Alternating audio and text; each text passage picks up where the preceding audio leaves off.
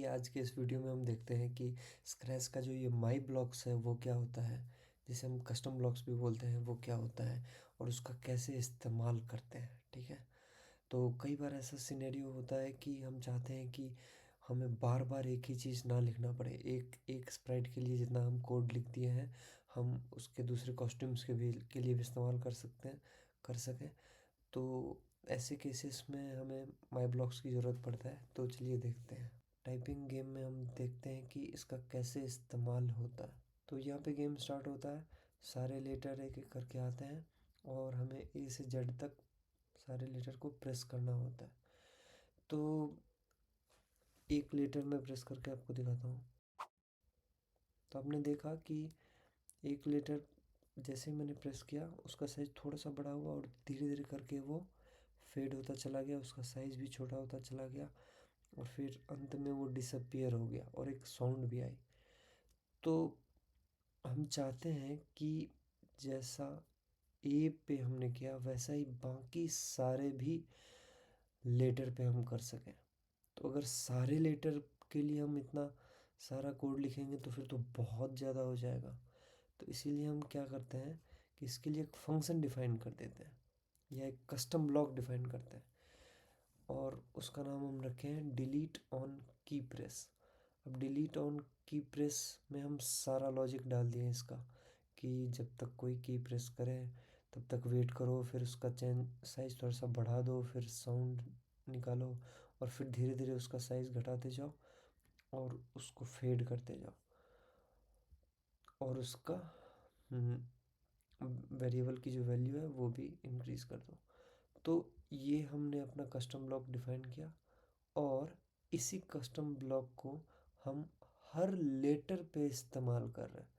जैसे कि आप देख रहे हैं यहाँ पे 26 बार रिपीट किया जा रहा है और 26 क्लोन बनाए जा रहे हैं और जब जब ये क्लोन बनता है तब तब ये कस्टम ब्लॉक का इस्तेमाल किया गया है। यानी कि आप ऐसे समझिए कि 26 बार इस कस्टम ब्लॉक का इस्तेमाल किया जा रहा है अलग अलग लेटर के लिए। तो यही कस्टम ब्लॉक की खासियत है कि आप सारा का सारा कोड एक जगह पे लिखिए और फिर उसको उसको अलग अलग कॉस्ट्यूम के लिए आप इस्तेमाल कर सकते हैं। और अगर अलग स्प्राइट में इस्तेमाल करना है तो उसको कॉपी करके आपको ले जाना होगा। तो चलिए अब समझते हैं कि ये जो कस्टम ब्लॉक है ये कैसे डिफ़ाइन किया जाता है और कैसे इसका इस्तेमाल करते हैं। छोटे छोटे एग्जांपल से हम पहले देखते हैं।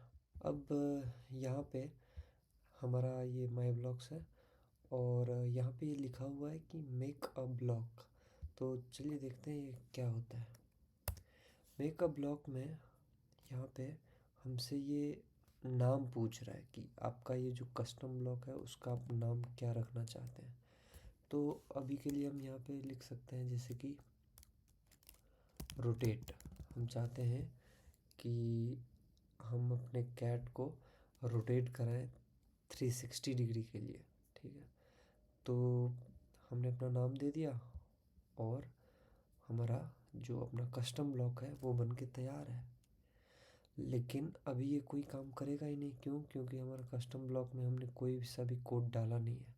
ठीक है, तो चलिए हम चाहते हैं कि ये जो हमारा कैट है अभी ये 360 डिग्री रोटेट करे। तो वो कैसे होगा? वो ऐसे होगा कि हम कंट्रोल में जाएंगे, रिपीट गए और इसमें 360 कर दिया और मोशन में जाके टर्न ये 1 डिग्री। तो ये हमारा कस्टम ब्लॉक बन के तैयार है। कस्टम ब्लॉक क्या करेगा? जो भी हमारा अभी कैरेक्टर है उसको वो 360 डिग्री से रोटेट कर देगा। ठीक है, तो चलिए इसका इस्तेमाल करते हैं। ये हमारा कस्टम ब्लॉक है, इस पर क्लिक करते हैं। ये देखिए ये जो हमारा कैरेक्टर है वो रोटेट कर रहा है। अब अभी का जो हमारा कस्टम ब्लॉक है वो आपको लग रहा होगा ज़्यादा यूज़फुल नहीं है क्योंकि इसमें बहुत कम चीज़ें हैं। लेकिन इसमें आप कई सारी चीज़ें जोड़ सकते हैं। साउंड ऐड कर सकते हैं, लुक्स ऐड कर सकते हैं, मोशन ऐड कर सकते हैं। और फिर उसके बाद यही फंक्शन इसके किसी दूसरे कॉस्ट्यूम पे भी इस्तेमाल कर सकते हैं, और इसको कॉपी करके हम दूसरे स्प्राइट में भी इस्तेमाल कर सकते हैं। ठीक है, तो मान के चलिए कि हम चाहते हैं कि इसका जब जब जितना रोटेशन चल रहा है, साथ ही में उसका क्या कहते हैं, कलर भी चेंज होता रहे। तो चेंज कलर बाय 1।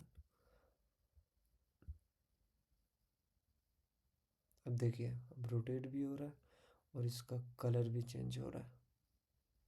हम ये जो अभी कस्टम ब्लॉक डिफाइन किए हैं, वो हम दूसरे स्प्राइट में इस्तेमाल नहीं कर सकते हैं। अब जैसे मान के चलिए हम एप्पल लेके आते हैं और हम चाहते हैं कि हम इसे भी रोटेट कराएं और साथ में इसका कलर चेंज करें, तो यहाँ पे हम वो ब्लॉक नहीं देख पा रहे हैं। क्यों? क्योंकि ये जो स्प्राइट में ये जो कस्टम ब्लॉक होता है वो लोकल होता है। जिस स्प्राइट पे आप डिफाइन करेंगे उसी में वो केवल अवेलेबल रहेगा। तो अगर आपको दूसरे स्प्राइट में आपका खुद का कस्टम ब्लॉक इस्तेमाल करना है तो आपको कॉपी करके ले जाना पड़ेगा। तो अब ये ब्लॉक हमारा एप्पल में भी आ गया, और चलिए इसका इस्तेमाल करते हैं। यहाँ पे जाके आप इसे एडिट कर सकते हैं, और एडिट में ये कई सारे ऑप्शंस दिखाई दे रहे हैं। ठीक है, इसको देखते हैं क्या है। तो अभी तक जो हमारा कस्टम ब्लॉक था वो कुछ भी इनपुट लेता नहीं था। अगर हम चाहते हैं कि हमारा कस्टम ब्लॉक जो है वो कोई इनपुट ले, जैसे कि कितनी बार हमें 360 डिग्री रोटेट करना है अपने कैरेक्टर को, तो उसके लिए इसका इस्तेमाल कर सकते हैं। जैसे कि इसको हम नाम दे देते हैं रिपीट। तो अब क्या होगा, अब जब हम रोटेट वाला ब्लॉक इस्तेमाल करेंगे तो इसमें हम अपना इनपुट भी दे सकते हैं कि आपको रोटेट तो करना ही है, साथ में उसको 3 बार रिपीट भी करना है। लेकिन उसी के हिसाब से हमें अपना कोड भी बदलना होगा। अभी तो हम केवल एक बार रिपीट कर रहे हैं, एक बार केवल रोटेट कर रहे हैं। चलिए इस रोटेशन को हम रिपीट भी करते हैं, और इसको उतना बार रिपीट करेंगे जितना यूज़र पास करता है वैल्यू। तो अब चूँकि हम यहाँ पे 3 पास किए हैं, तो हमारा ये जो एप्पल है ये 3 बार रोटेट करेगा। तो ये हमारा एप्पल 3 बार रोटेट कर चुका है।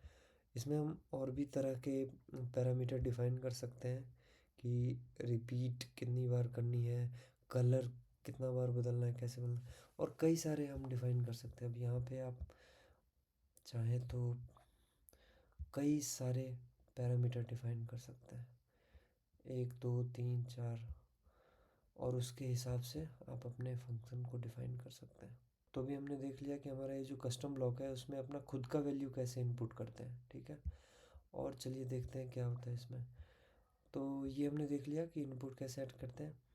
तो अभी तक जो हमने इनपुट ऐड किया वो केवल नंबर या टेक्स्ट हो सकता है। अगर हम ये चाहते हैं कि वो ट्रू या फॉल्स वाले वैल्यू पे काम करे, तो उसके लिए इसका इस्तेमाल करना है।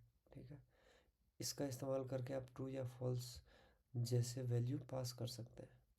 और ये बस लेवल है, इसका ज़्यादा कोई उपयोग नहीं है। ये डिस्क्राइब करने के लिए, अब जैसे मान लीजिए कि आप एक इनपुट ले रहे हैं एक्स पोजीशन, तो उसका डिस्क्रिप्शन हो सकता है यहाँ पे ये एक्स पोजीशन ऐसे करके। दूसरा इनपुट मान लीजिए वाई ले रहे हैं, तो इसका आप डिस्क्रिप्शन यहाँ पे लिख सकते हैं वाई पोजीशन। ये केवल उस काम आएगा। तो आज आपने देखा कि स्क्रैच में माई ब्लॉक्स का कैसे इस्तेमाल होता है, हम कैसे डिफ़ाइन करते हैं अपना खुद का कस्टम ब्लॉक, और उसका कैसे यूज़ करते हैं ये स्क्रैच में जो हमारा स्क्रिप्ट का डेवलपमेंट है उसको काफ़ी आसान बना देता है। क्योंकि हमें बार बार सेम चीज़ नहीं लिखना पड़ता है। तो इसी के साथ हमारे स्क्रैच के जितने भी बेसिक बेसिक ब्लॉक्स थे वो हमने कवर कर लिए हैं। तो अगर आप शुरू से यहाँ तक देखे हैं तो आपका बहुत बहुत धन्यवाद। आशा करते हैं कि आप नई नई चीज़ें सीखी होगी और इसका इस्तेमाल आप अपने प्रोजेक्ट्स में कीजिए, ठीक है।